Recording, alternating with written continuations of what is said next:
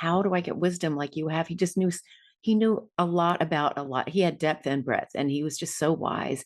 And he said, honey, I wish I could give it to you. He said, but it's not pretty, because by the time you get it, you're not pretty anymore. The story of my story is it started out to be one thing, but it became a little more rooted in that legacy I spoke of with my great great grandfather, and my love of learning, and my love of returning. So I say learning, if you learn well, you can earn well. And if you earn well, you can return well. You can't get what you don't have. I really want to help just destroy limiting beliefs about earning, especially around if the leader's transparent, if there's real authenticity, and a leader that can really feel present when they're not and really make you feel valued. Well, you'll have so much more followership. You'll have more engagement. Sadly, there's about this status 50% of employees today are disengaged. And that means lack of productivity that is just, it's hard to replace. So a leader that really knows how to work through that kind of need in the workforce are the ones that are winning today. So, but literally, God wasn't done with me. So can I ask you, Mike, what is it like now, a month out from that? What does it feel like to have had such a near life death experience? It's interesting because you sort of ask yourself why, right? Mm-hmm. But I also believe with every fiber of my being that I'm literally doing right now in what we're doing, I'm doing what God prepared me to do. Did you know there's a technology that's actually an app on your phone that uses sound waves to tell your brain what you want your brain to do? We had a young man that was on a guest on our podcast, the Mike Litton Experience, who had a traumatic brain injury. He was sleeping 3 hours a night. He's using NewCalm now and he's sleeping more. Go to newcalm.com, Mike15 promo code. Newcalm.com, promo code Mike15 for an extra 15% off. Go today. Welcome to the Mike Litton Experience podcast. Everyone has a story, and our passion is to help them tell it. Mike is passionate about being a father, a teacher, a realtor, an investor, and a leader. And now, introducing the host of the Mike Litton Experience, Mike Litton. Mary Elizabeth Saad, thank you so much for being our guest on the Mike Litton Experience. Like we talked about before we hit record, everybody has a story, and our passion is to help them tell it. So with your permission, we're going to start with where you were born, go up to today, and then we want to talk about this amazing book that you wrote called Living a Generous Life. Thanks again for being here. Thank you so much for having me, Mike. It is absolutely a pleasure to be with you, and love the work you do and the stories that you get out there. It's just magnificent. So yes, Mary Elizabeth Saad. I was born in Westport, Connecticut in 1965. I actually have a big birthday coming up in a few days. And I moved to Atlanta when I was young. We moved here in the 70s. So Atlanta's really been my home. I did go to Athens, and I've got a story for you about Athens and University of Georgia. And so You're that's a bulldog. I am a bulldog for generations and generations. So I will share that. And then I moved around to, where was I? Illinois, then Florida, then Texas and Indianapolis, and ended up back in Atlanta. And I've been here since 93 again. So where did you grow up? Atlanta, really. I mean, I was 5 or 6 when we came down from Connecticut. So this is my home. Okay. What was your favorite thing about growing up in Atlanta? That's a great question. I think that I miss the snow that we had when I was a little kid in Connecticut because it's beautiful. But as I got older, I know it changed the chores and we didn't have quite those kind of chores. And I just think in the summers you could stay out till 9 o'clock, and it was fabulous being a little kid growing up in the, in town, which is now Brookhaven. But it just, and everybody's friendly here. I mean, you can't walk past somebody without them saying hi. I found that out. That's absolutely the case. Some of the friendliest people in the world are in Georgia, no doubt. Yeah. And Nebraska, by the way. Nebraska's another one. My son graduated from University of Nebraska at Lincoln. And when he went to school there, it's like the entire state opened up their arms and just gave him a big hug. I mean, it was awesome. He was there 4.5 years, and he could not have made a better choice. Awesome. I mean, he'll tell you, right? So one of the things that I used to not like as a kid was having to put my jackets on and off, right? When I was in Oklahoma and it was cold, it was snowy and all that. When we moved to California, we didn't do that anymore. So is that something you got tired of doing when you were in Connecticut, putting your jacket Well, on? I will tell you, there's so many layers, you can barely move. Yeah. But there's something about Atlanta weather where you get enough of the four seasons, a lot of summer, but the winter's good enough that you can put on your winter fashion without being like literally up to your knees in boots and 10 coats. So it's more of a Right. fashionable winter, which is nice for girls. Where you look like a childhood version of the Hulk. Exactly. Right. Yes. And you're walking like, yeah. Right. So growing up, who was the most influential person to you? My father. Without a doubt. Without a doubt. Yes. He had so much wisdom. I remember at one point he died when I was at 30, so I lost him too soon. But I remember just asking him, like, you've got so much wisdom. How do I get wisdom like you have? He knew a lot about a lot. He had depth and breadth, and he was just so wise. And he said, honey, I wish I could give it to you. He said, but it's not pretty. Because by the time you get it, you're not pretty anymore. Yeah. And now that I'm coming up on my 60th birthday, I realize what he meant. You can't give it to somebody. You can't accelerate it. And there's a lot of things that we can do to be lifelong learners and be passionate about knowing things, and especially as the acceleration of needing to know things these days. But wisdom comes with time, and you got to be patient, and you got to learn from the good and the tough. Yeah. And you learn more from the tough than you do from the good, right? Usually. So what did your dad do? He was in public relations. He actually was originally a journalist, and then owned a newspaper, and then moved to New York, which is where I met my mom. She was a New Yorker, and he was a Southerner, and as he was in public relations. Awesome. Yeah. So in high school, did you have a favorite subject? I loved languages. I studied French, Spanish, and German all at the same time. I loved languages. Wow. I know, crazy. That's amazing. Yeah. Did you have a favorite teacher in high school? I can't say that I had a favorite one. I went to a Catholic high school, St. Pius High School in Atlanta, and they were all really wonderful. We had a good group of teachers. So after high school, where do you go? I went to University of Georgia. And if you'll let me tell you my story, I'd love to hear this. So, been waiting for this. So most people, even UGA grads, don't know this, but in 1819, which is a very long time ago, my great-great-grandfather was recruited to be the president of UGA. And at the time, 1819, there were 7 students. 7 students. Isn't that now there's like 50,000 or some crazy thing. Yes. And all the ones that have graduated, it's like such an iconic institution, such a brilliant place for brilliant minds. And he got there in 1819. He was there for 10 years. When he left, there were hundreds of students. And his name is Moses Waddell. And if you're ever at the Arches and you look to the left at the historical marker, you'll read it like for the 10th time and see for the first time, it talks about how the university started to thrive under Moses Waddell. Waddell Street and Waddell Hall. And he really created what today is North Campus. And whenever I'm there, I feel this incredible connection to the legacy of his commitment to teaching and being a lifelong learner. And, in my book, I get into the framework of learning, earning, and returning. And it's just in my DNA. So I went, my dad went, his dad went, his dad went, and his dad was Moses. So in that branch, I'm the last with the last name because I'm the youngest daughter and my father had no male heirs. But my son did go. So he graduated a couple of years ago. So we're going to call him 6th generation and keep it going. Why not? That's awesome. That's awesome. I love that. What a great story. Isn't that fun? It is really cool. And I literally just went back to school. I'm 59. I just turned 59 a few weeks ago. And I've gone back to school full time at University of Oklahoma. Okay. I was born in Oklahoma. And I've been an Oklahoma fan since I was 6. And as I got older, it just got worse. It does get worse. I'm finishing my bachelor's there, and then I'm going into an MBA program, and then I'm going to work full time for a local college that I now work part-time for as an adjunct professor of real estate. So I'm actually, for the first time in my life, I'm a professional educator, and I'm loving every second of it. Congratulations. I love that. Big deal. It's a big deal to me. So after George, so what was your major in college? International business. Okay. Why? The languages. This was 1987, and international business today, I think, is part of core curriculum, where then it was a specialty.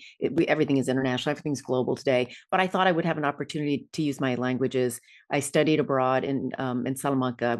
Lived with a family that didn't speak a word of English, and went to university one summer there, and that was spectacular. That's a brilliant experience that I think all students should have, and get a global view of the world while you're young, and start off that way because it's global. There's no 2 ways about it. So, That's incredible. yeah. So I thought I could do something with that. And quite frankly, I'll share with you, I started my career with Mobile Chemical, Mobile Exxon, and then I was recruited over to GE. And this is in the early 90s, and GE was Fortune 1 then. So that tells you how long ago it was. And this is the place where you go, they raise their, their best and brightest up through doing different roles in different countries and different cities and different functions, even different GE businesses. And I was so excited and thrilled that I was with the number one global company in the world, surrounded by brilliant leaders. But I missed the memo that my husband didn't want to move every 2 years, especially to other countries. And the first move was going to be to Pittsfield, New York, and those big coats you're talking about.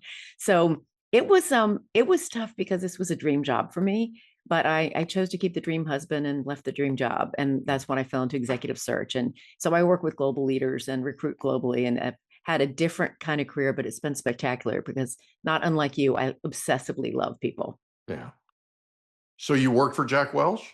Yes, he was the CEO at the time. Yep. I'll bet that was something. It's as I talk about leadership, sometimes the modern leader is different than the leader of 10, 12, 15, 20 years ago. But he knew leadership that worked at that point in time for those companies and those businesses, and it really created a breeding ground for finding the best and brightest and bringing them up and giving them enough exposure that they wouldn't fail and they could be effective. And I would challenge your audience. We can't see any hands up, but very few people don't know a previous GE executive that's running a company today. I mean, it was a pretty massive project. So there's a lot of them out there, and a lot of my former colleagues and peers, and it's very remarkable what he did. I totally agree with that. And I read his book, Jack, right? I read his book and I was floored, absolutely floored, because what I thought from decades of reading the Wall Street Journal and listening to and almost studying him and his leadership style, I was floored how deep he was and how totally committed to relationships that he was, and how he built these relationships like Jeffrey Emmeld and the rest, right? How he helped build these people that became leaders, not just of, like you said, not just of GE, but corporate America, period. Yes. I mean, what an absolute gem this man was. Yeah. And it was the way that he did what he did and what he valued is a real blueprint for us today in terms of what leadership should be. Right. Right. Right. And relationships, you're absolutely, I think the relationship piece of it, he created a bit of a competitive landscape so people would compete with your friends and peers for the next best job. But he did it in a way that was, you want to be shoulder to shoulder with the best of the best, right? So we want to always raise the bar, and the whole, you take out 10%, your bottom 10% performers every year. That's tough and it's harsh, and you don't want to be that person. But let me tell you, a bottom 10% performer at GE still does not suck. But the bottom 10% performer that's eliminated learns from it and becomes better because of it, right? Yeah. It's like the best thing that he could have done for them. Yeah, it's harsh. Yes, it's hard to hear, that kind of thing, but it gets them to a place to where they pivot, right? And they rework things and start looking at it differently. That's leadership, right? That's what it's all about. If you can help somebody think better, have better priorities, that kind of thing, they're going to flourish. They're going to go somewhere and they're going to do well, right? Yeah, I'll tell you today's leader, some differences of today, because if you think of Gen X and Z or Y, whatever they are, the younger generation, my children, they want a different leader, and they will stay more engaged if they feel seen and heard, if the leader's transparent, if there's real authenticity, and a leader that can really feel present when they're not and really make you feel valued. Well, you'll have so much more followership. You'll have more engagement. Sadly, there's about this stat is 50% of employees today are disengaged. And that means lack of productivity that is just, it's hard to replace. So a leader that really knows how to work through that kind of need in the workforce are the ones that are winning today. Yeah, they're engaging them. Yep. Right. And that engagement is a big deal. That, like you said, authenticity, being genuine and literally letting them understand how important they are in the framework of that company, right? So I interviewed a lady that I call the CEO whisperer, and she literally goes out and teaches CEOs how to relate to their people, how to better have and it's because she worked for a CEO for 25 years, that would literally go in no matter how far down the totem pole, so to speak, that they were, or corporate ladder that they were. He would go sit with them and he would treat everybody exactly the same, Yep. from the executive vice president to the president to right Yep. to the person that was answering the phones for the company. Okay. Yep. He would go sit with them and he would have a one-on-one meeting, and it was a formal meeting, and it was right. And he would go sit with them and he'd have a pad of paper and a pen, and he would ask them, how are you doing? Yeah, I love How that. are we as a company doing helping you get to where you want to be? Tell me about your dreams. What are your goals? We're looking as a company to go from here to here. How do you imagine or envision your part of this? What can you do to help us get there? That's Then they fantastic. own it, Yeah. right? They own the result. They own what it is that they're literally telling him what they're going to do to help the company to succeed. These people were working, Mary Elizabeth, for 50% of what they could make down the street. And they But were they're not going. happy and Yep. they were fulfilled and they Yep. felt like an integral, active part of the team. Didn't matter what level they were on. Yeah, I love Okay. that. That's leadership. Oh, yeah. That's what you do to engage and connect with your people, right? Yes. And it's Yes. not just how you treat them, it's how all of the rest of the employees see See. you treat them, right? Yep. They go back to their cubicle and go, you're not going to believe the conversation I just had with our CEO. Have you met with this guy? You know, that kind of thing, right? Yeah. Yeah. That's the kind of stuff that creates that cohesion and creates that loyalty. And it's incredibly important today. By the way, the number I heard the other day was 68% are Or disengaged. disengaged. Oh, That is my. just scary. Yes, it really Completely is. scary. I mean, talk about asleep at the wheel. Yes. We really, as leaders, need to get to a place to where we connect with our people. Yeah. So you got into executive search Yep. to keep the husband. I love that, by the way. Right? So you get into executive search. What was it about GE to executive search? What was the thing that was your favorite thing about that transition? You know, the best part was they hired me when I left to backfill my job. And so GE became my first biggest client. Yeah. At a mid-level. I currently work at only the executive level, but that was my start. And Yeah. I could sell that job better than anybody because I knew it. And I knew the Absolutely. company and I knew the culture. And that actually taught me with every new client I took on that I'm a brand representative. I'm a ambassador of their brand. They may not remember my company, but they're going to remember who they interviewed with. Yeah. Most of them aren't going to get the job. So that experience with that brand, you know, be it GE or Siemens or Honeywell or name it, how they are, the perception of the brand is up to me to make sure the experience is fantastic. Right. And that I get to know my client well enough that I accurately tell you, what is it like? I was with a client just the other day that they said this way, she's got a couple needs, and she said, this is not the right place for everybody. We are fanatical. She said a couple things like, we're outrageously extraordinary and pursuing success. We look for stratospheric success, and we need to have an existential need to be the best at whatever we do. And there were 5 or 6 more things like that. And I was like, wow, but that's a little powerful. Not everybody's going to thrive in that environment. So as a search person for her, I have to be on my game at interviewing people that are going to thrive in that instead of it will burn some people out. So I've got to do that. So one of the transitions was I had a client that I knew very well, and I had some opportunity and I had familiarity, and I just knew that culture. And I realized I can't take on a job with, you know, Mike Litton's company if I don't know what it feels like and what he needs and what a success like at this organization. Yeah. And that's incredibly important because you're literally filtering people out before you get started, right? Yep. That job description and what it is and being genuine about what it is that you're looking for as a company and as a team could not be more important if you tried. And then your job is to go out and find people that basically filter into that, right? That are not filtered out by it. Yeah. And there's going to be a bunch that are. Because Exactly. if you're looking to go to that company, that particular company, if you're looking for a job where you're just going to coast and you're going to be disengaged and that kind of thing, you're not going to last 30 seconds, right? No. Let alone, you know, the time, right? So can you talk for a second about what you've come to love about executive search after you've made that transition? So it's been almost 30 years. So it's been quite some time. what I've come to love is I feel like, okay, people our age will get this, the Barbara Walters of my space.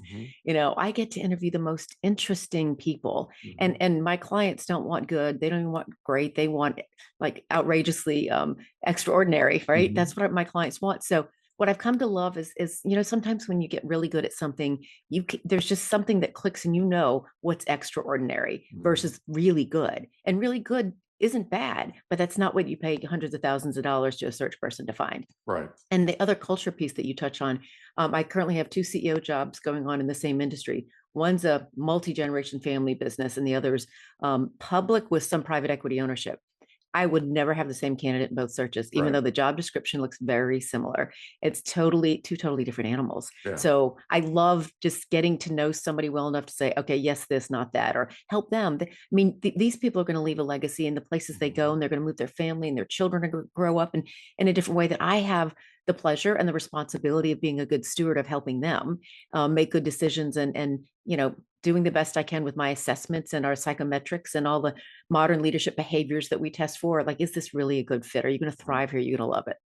Yeah, that's awesome. I love that. So at some point you make a decision to write a book. Yes. Called Living a Generous Life, right? Yes. Yep. Can you talk about, because there are people that are listening to this that are thinking about writing their first book. There's some of us that are writing our first book, right? Okay. That kind of thing. Can you talk about that mindset, how you got to that place where you were like, okay, I need to write this book? Okay, you're going to love this, Mike. I found myself, I mentor a lot of young people, a lot of women, and I found myself between people that worked for me and young students that I mentored, and just people across all walks of life that I would mentor, having something to say that was impactful for whatever was going on in their life. Maybe it's work-life balance, or children, or career. And if several people would say, "You've got to write a book. You've got to write a book." I'm like, "Okay, I will. I will." And in 2020, I had this. We all had paused and thought about different things. I thought, I'm either a liar or I'm going to write a book. Now, that said, I'm more of a listener than a reader. Hold on. What does that mean? I either lied and said I was going to do it and I'm not doing it, or I better do it. Because if I don't do it, then I just lied to all these people. I got you. So you're violating a promise almost. Yes, exactly. Yeah, I got you. That's cool. So I thought about it, and I started pulling together some notes and things that I have, had for motivational speakers and engagements that I had in the past. And I kept trying to think of, what did I help tell Saxon that meant so much? And what did I say to Stephanie that she said was life-changing?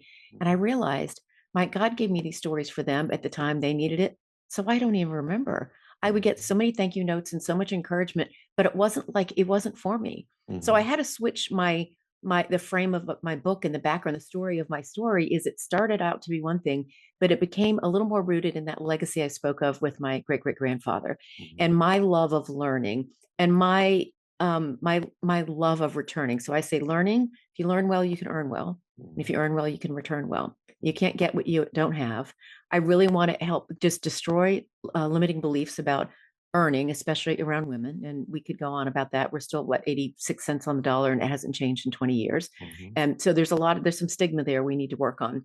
But then the giving part, like if it's your time, your treasure, your money, you can't give what you don't have. And my husband and I started an endowment at the University of Georgia in my great-great-grandfather's name for students that can get in. We get one student every 4 years. You can get in, which means you're getting several scholarships, but you can't afford to be there because there's still another 5,000 to 10,000, right? So our very first student came in. At the time she was accepted, her family was homeless.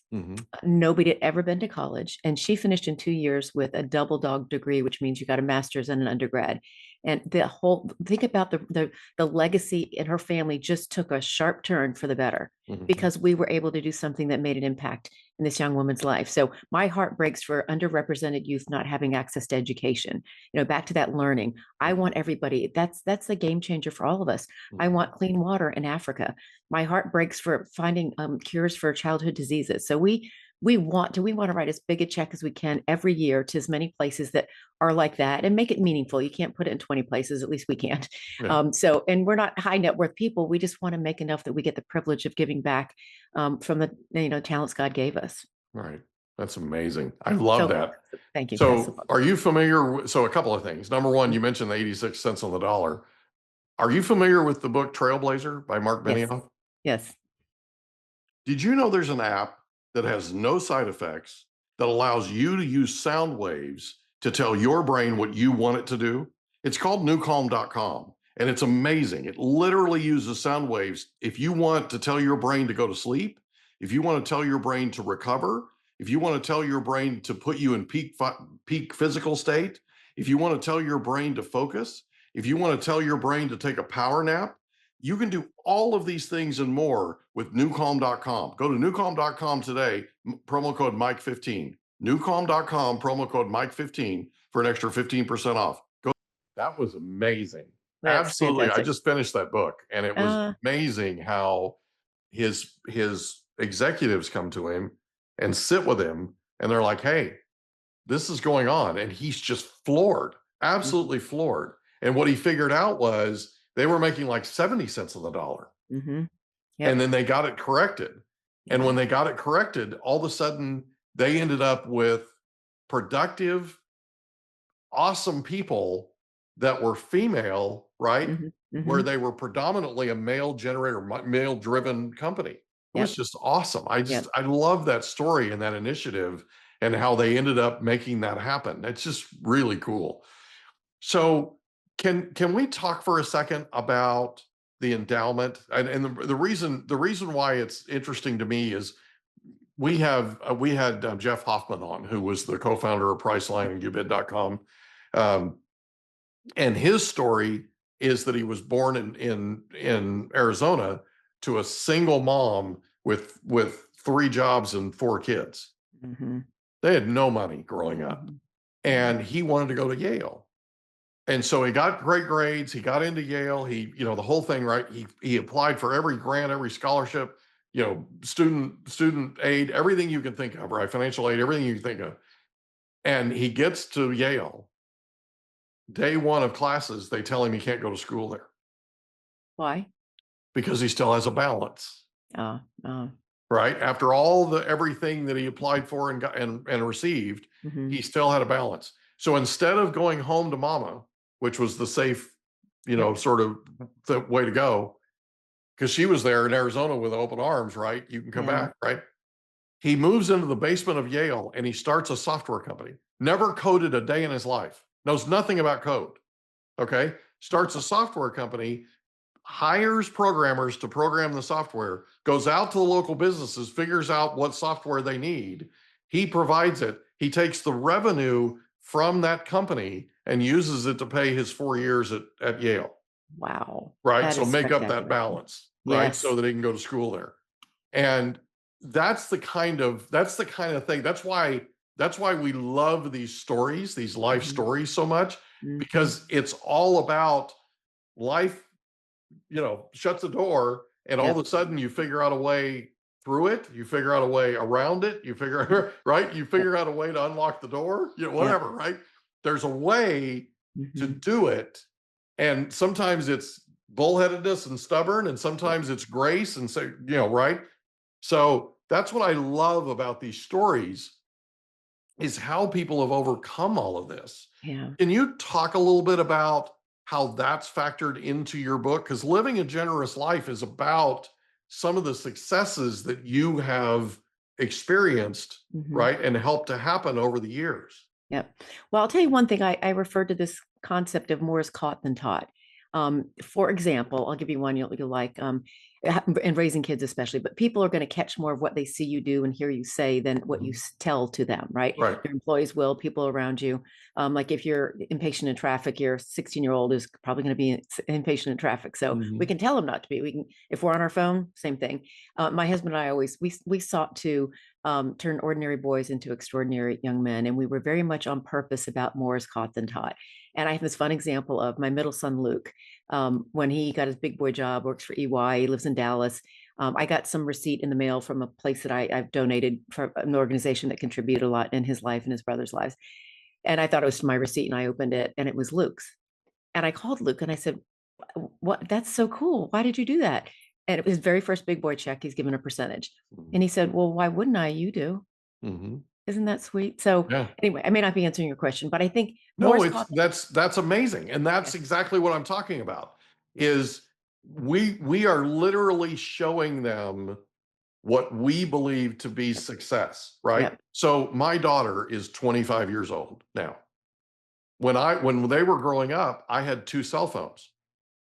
I Okay. had one on either ear sometimes, right? Mhm. I mean, I was closing deals. I had a couple hundred people working with me. I mean, I had a large life at the time.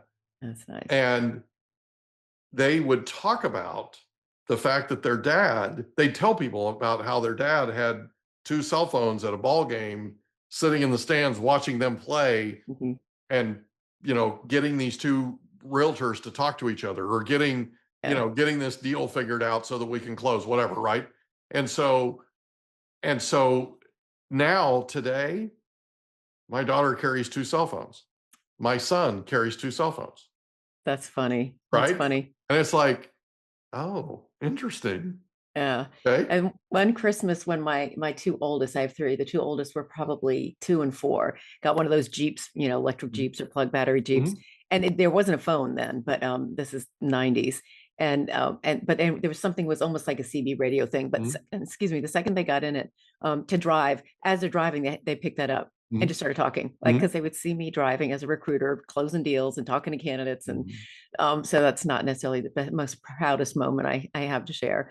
But I think you asked something. I think when I think about more is caught than taught, what are we proactively doing as Mhm. leaders in our communities and our businesses? What are we doing to create opportunity to catch things that are going to make us the next best version of ourselves? And so yes, we will catch some things, but where are we putting ourselves in proximity that what's going to bless us and where we can continue to sprinkle the magic? Yeah, how can we lead by example? That's leadership 101, right? Mm-hmm. The Yeah. best way we can do that is being a servant to other people and letting people see it. Yes. So, perfect example. The other day, I receive a phone call on a listing of mine, and it's a listing that needs work. It's a probate situation. So the owner passed away, and his heirs are in the process of selling the property, right? And so it needs work. It's not in the best shape, that type of thing. So I get a call from this gentleman, and he says, I'm a firefighter, and I have a partner who's also a firefighter in my firehouse, and we're looking to be real estate investors. And I said, thank you. And he said, for what? And I said, for keeping us safe. Yeah. That's I awesome. said, you don't get that very often? He goes, almost never. But think Freaking about it out. for a second. Yeah. They go out to fires where people have lost everything. Mm-hmm. Those people are Mm-hmm. trying to figure out how they're going to get through the next night, Yeah. right? Where they're going to sleep, Mm-hmm. where are they going to get their toothbrush, right? Okay. Their whole life is just like, they're not necessarily in the state of mind where they're going to these firefighters and going, thanks for saving my life, Yeah. Yeah. right? And a lot of the lives they're saving, they're on their way to the hospital. They don't have Right. time to ask to tell them thank you. Yeah. Okay. That's The fair. other day, a cardiologist team saved my life. Praise the Lord. I'm not joking. And I thought I had COVID. And I ended up at the emergency room. This is last month. I ended up at the emergency room, and the doctor walks into the emergency room. True story. Walks in the emergency room. I recognize him because I've met him. I met him 4 years ago when he came to check on my dad at a different hospital. Same hospital, but a different Okay. hospital, right? Different Okay. location. Yep. Yep. And he walks in, and I go, I know you. You worked on my dad 4 years ago. He goes, yep, I worked at that hospital 4 years ago. You've got a really good memory, man. Right? He comes in and he goes, we're going to do some tests. We're going to try and figure out what's going on. Because I was completely out of breath. I couldn't take 5 steps without being completely out of breath and feeling like I was going to pass out. And I waited 7 days to go. I'm not joking. If Oh, you're a man and or woman, whatever, and you're having these symptoms, don't wait to go to the emergency room. Don't do what I did. right. So so they do all these tests. He comes back, he says, we can't find it.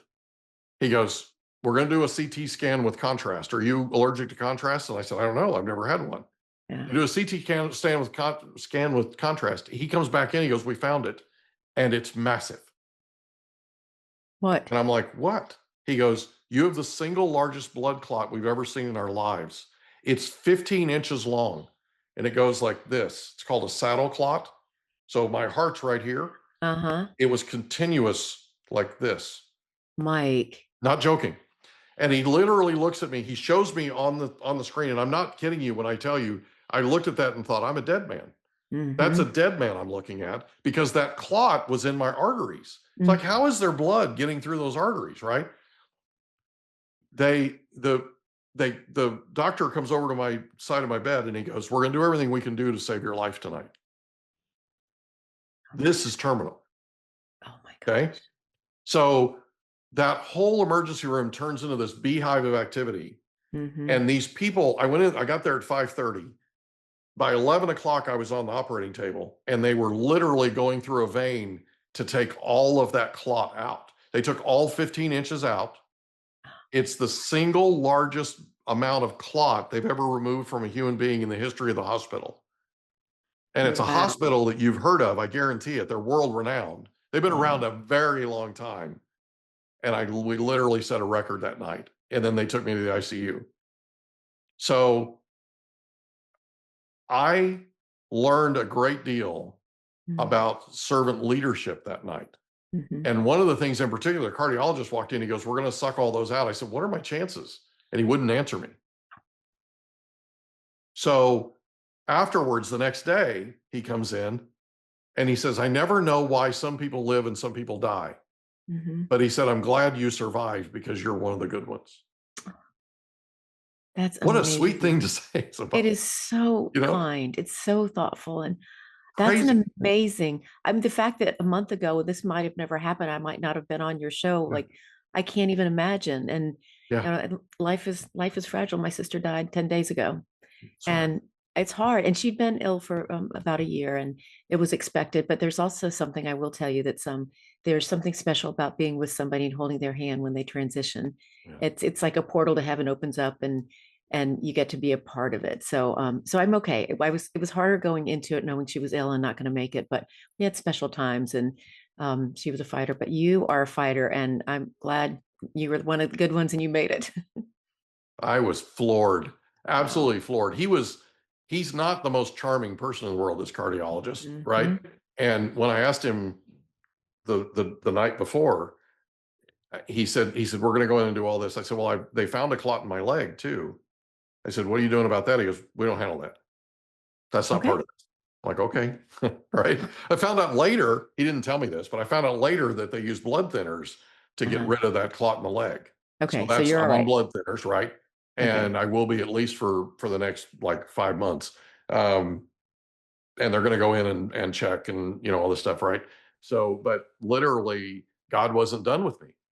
So can I ask you, Mike, what is it like now, a month out from that? What does it feel like to have had such a near life-death experience?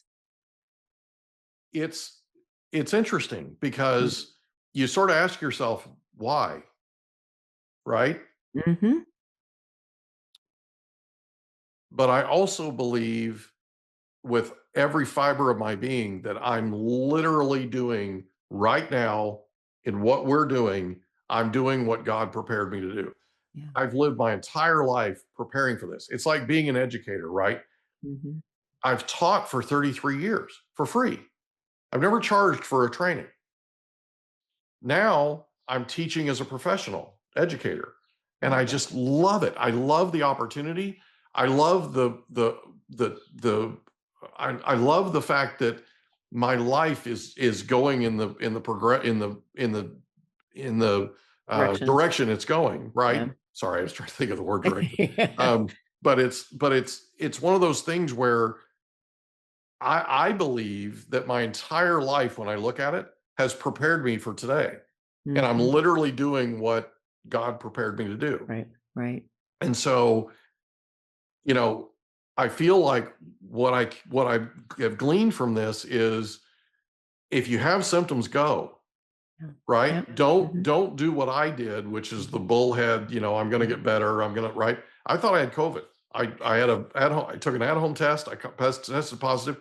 When I got down to the hospital, to the emergency room 4 days later, they tested me. I tested negative. Then they tested me again to make sure, and I tested negative again. So I didn't have COVID. I had a blood clot, massive blood clot. Massive. Wow. And it's really not something that necessarily I should have survived, right? Right. And if all of this stuff hadn't happened, because I couldn't have written this script. If all Yep. this stuff hadn't happened, I wouldn't be here. Yeah. You I know? love it. There's a book, I'll think of it. It's called Dying to Be Me. And I will send to you the author. It's Anita. I'll come up with it, but it's called Dying to Be Me, and it's spectacular. And it's about a near-death life experience. And Anita, it's her book, and about her experience and literally what she learned and who she became on the other side of it, and who she knew she was meant to be, which wasn't, so many times we're trying to be what we're expected to be or what somebody else expects us to be. And you're living on purpose with your purpose. So you'll read it and enjoy it, but not because you need to change anything. But Dying to Be Me, really a fantastic read, and I think you'll relate. Yeah. I just feel like I'm where I'm supposed to be, and doing what I'm supposed to be doing. So can you share with us, so Living a Generous Life is the name of your book. Can you share with us what your favorite thing is about that book? Okay, yes. If people may learn more about me than they want to, but I talk, but I'm pretty transparent. I have a lot of stories about the boys and things that they did and how they demonstrated. Like I'll give you another Luke one. I have most stories on Luke for some reason. The kids were little, so there's a baby, 3-year-old and 5-year-old, and I come home and my husband had a home office and they were just kind of crawling around. There was a kitchen area and I see a styrofoam cup with a bite out of it. So the infant, the toddlers bitten into that, and I'm like, "Who did this?" And Jake's like, "I didn't do it." And Luke goes, "I didn't see myself do it." And I just love that. I was like, oh my gosh, first of all, he probably opened the cabinet, got it himself. But I love that, like, we forget that we see ourselves doing stuff. And as a young, innocent 2, 3-year-old child, he didn't defend himself. He literally thought, did I see myself do it? And it reminds me of now when I can't find something, I always say, okay, where did you see it last? I ask my brain, where did you see it last? It may be in the back of an Uber, but I always remember where I saw it last. So I may not get it back, but I've learned to use some of that language. And then mindset. So my oldest he loves to learn, listens to podcasts. He's 29 and he's in that generation where it just doesn't phase him about nutrition, spiritually, finances, work. He's top of his game and work. And I'm just so inspired that he's not scrolling through his phone. He's listening to podcasts that make him better in different areas of his life, not just athletics and not just nutrition and not just work, but like everything. And he's recently married and he studies how to be the best husband. And so there's so many stories like that in the book that I just read and remember, like my husband and I are so blessed. We just have these amazing children. And Caleb's just always been that. He looks like an overnight success. He works in film media and what do you call it, social media work in LA, and he's like this cool cucumber all the time, and people are like, yeah, just everything comes easy to Caleb. But what people haven't seen is the work that he put in. I mean, the 80 coffees he had and meetings he had and networking meetings he had to get the job that he has, and 2 interviews in one day, and it took months. And it's like, oh, everything's so easy for Caleb. I'm like, you have no idea, but you can think that. So there's some stories that I just love reading and recalling and sharing with people about what a blessing they have been in our life and what a privilege it's been to shepherd them to be the young men that they are today. So that's my favorite. So both of my children, one's 27, one's 25, have each come to me and thanked me for how I raised them. Yes. Isn't that amazing? Independent of each other. My daughter called me her freshman year in college and she said, Dad, I just did a presentation to our class about our family. It's okay. And she said, and when I was standing up there talking about our family, it dawned on me that my junior year in high school, we were the perfect family. I'm like, what made you say that? And she said, you were the announcer for the football team. You were up in the press box with the microphone doing the play-by-play. I was on the sideline as the captain of the cheerleading squad, cheering the team on. Michael was the MVP of his basketball team, and Mom was the president of the parent volunteer organization. That's my junior year in high school. We were the perfect family, right? So I interviewed, one of my first interviews was the life story of the founder of their school. It's a school system now. It's a charter school system, but he started it. He was a teacher and he started it with a credit card. Oh, goodness. He put a credit card down and he leased a space, tiny little space. And that's where he started this thing that now is a pioneering charter school system, all that. So I interviewed him and I said, you know what's interesting about this, Coach? Because Coach Snyder is his name. So you know what's interesting about this, Coach? And he goes, no. He goes, no, what? I said, well, every single thing that she pointed out had to do with your school. It had to do with your charter high school that they attended. Legacy. Right? Yep. And he started getting emotional.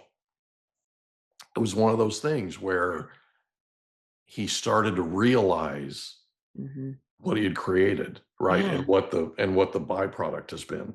And it's interesting when you see, like, my children were so prepared for college. Mm-hmm. So I was on the board of directors for 4 years of the school system.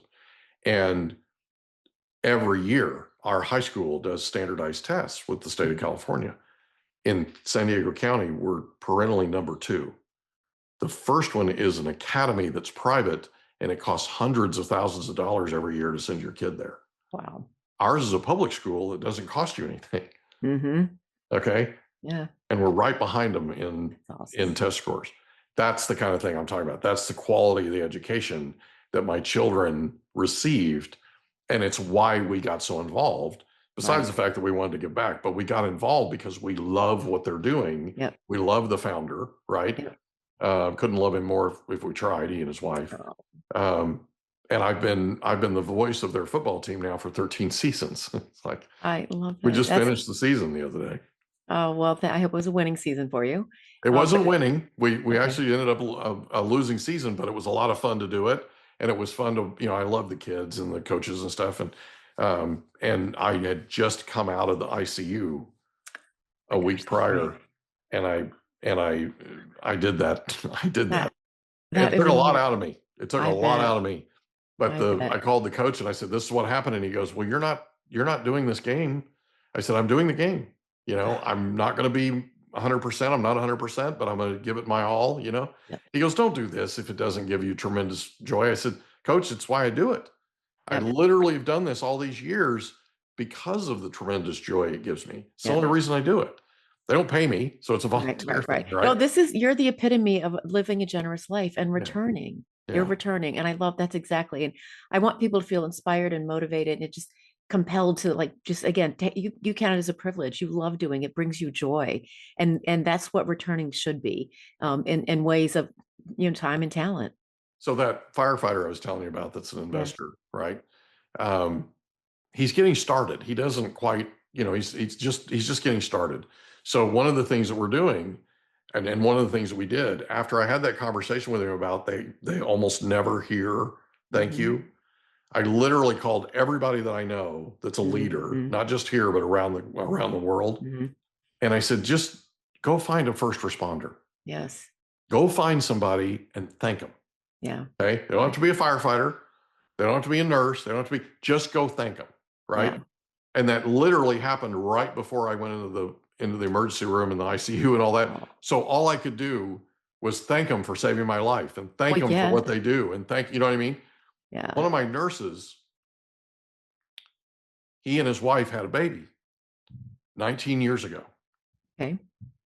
And his wife almost died from a hemorrhage that's actually very common that women have, as like torn blood vessel kind of thing that women have during childbirth, and it kills a lot of women during childbirth. And so he had a painting company. He owned a painting contracting company. He decided when that happened that at that hospital, that he was going to go back to school and get his nursing degree and become an ICU nurse at that hospital. Wow. He and his wife run a nonprofit now that supports women that are in childbirth, that they're in the process, right? And they help rally around these women that have these hemorrhages. Wow. It's interesting how these life-death moments you can take just a total 180, change what you're doing. I always say you can go on a diet in the middle of a bag of potato chips, but we really can make a turn and go another direction and do what we're called to do and let our light shine and our gifts, go before us. So it's literally the example of living a generous life. Yeah. Yeah. Right. That's fantastic. All you have to do. So I was at Stanford a couple of months ago. And I've always wanted to go to school at Stanford. I've always wanted a Stanford MBA, the whole thing. And I am invited by a professor at Stanford to come up and talk to his class. And so I'm like, I'm there. My son, my 27-year-old son works at the Stanford Blood Bank. So lives up there, the whole thing. He and his girlfriend's right next door, right? So I went up, made arrangements for them to go to the dinner. And I sit next to the gentleman, the professor that invited me. I said, "So what am I teaching? Teach?" He goes, "You're not teaching. You're giving a toast. Oh. You're our celebrity guest of honor. You're giving a toast and you have 2 minutes. I'm like, Bruce, it takes me 30 minutes to introduce myself. Okay. And he goes, well, you have 2 minutes and you can't go over your allotted time. That's a mortal sin here in this class. I'm like, okay. So with no notice whatsoever except that, Yeah. in literally less than 5 minutes, I'm up and I'm in front of them and it's a public speaking class. So I got to bring it, right? Yep. So I told him, I said, I try to leave value everywhere I go. Mm-hmm. So I'm going to give you 2 items of value tonight. Number 1, if you ever have stage fright, just love the audience more than you love yourself, and the stage fright goes away. That's if you're brilliant. more committed to helping them than you Yes. are to what you look like doing it, you won't have any stage fright. Yeah, that's brilliant. That's really a great tip. Second thing is what I suggested that my children do, both of them. I said, take out a blank document on a word processor. Top of it, write, stay in judgment, or stay in curiosity. At the bottom, stay out of judgment. Print it up and put it up where you work every day so you see it. Yep. The idea behind it is if we're curious about those around us, Yep. we just ask. We just care enough to ask. Yep. We'll get their stories. Yes. And our life will be so rich, we'll never recognize it. Yes. Again. Yep. Okay. I love that. I'm a big fan of stay curious, ask questions. You have to be interested to be interesting. I'm the king of the stupid question. You know why? Why? Because I don't judge them. I don't prejudge my questions before I ask them. So I don't look at it and go, I don't think I'd be embarrassed if I asked that. I don't think that's, people are not going to, and we get comments every once in a while, believe it or not. And they're like, what's that question? Well, right. If I stay in curiosity and I stay out of judgment, if I live my life that way, right, it all takes care of itself. Yeah, and that's what I love about Living a Generous Life and your book and how you literally embody this every single day. I just think that is incredible. So Mary Elizabeth, if people are looking for you and they're looking to ask you questions or they need your kind of help, how can they go about contacting you? Yeah, thank you for asking, Mike. It's pretty simple. It's my name, Mary Elizabeth Saad, and that's SADD. MaryElizabethSaad.com is my website. And on there, you'll find my People Priority newsletter. Subscribe to that. It's 1 paragraph a month. Nobody gets my email list but me. So you will not be inundated. And I am on podcasts. I do speaking engagements. I am an executive search. On my social media is Mary Elizabeth Saad as well, at Mary Elizabeth Saad. So thanks for asking. Please reach out if I can be of help to anybody. Absolutely. They're going to be reaching out quick, I guarantee it. And I cannot thank you enough for being our guest on the Mike Litton Experience. Thank you. I can't thank you enough for having me, Mike. It's been an absolute pleasure. Can I ask you a question? Did you know that there's a technology that uses sound waves that'll tell your brain what to do? There literally is. It's called newcalm.com. It can tell your brain to heal, tell your brain to sleep, tell your brain to do all kinds of things. It can get you fired up. It can be a pre-workout. Newcalm.com. And the promo code is Mike15. Newcalm.com, promo code Mike15 for an extra 15% off. Go today. And that's a wrap. Another episode of the Mike Litton Experience in the books. Reach out to Mike on Instagram at the Mike Litton Experience.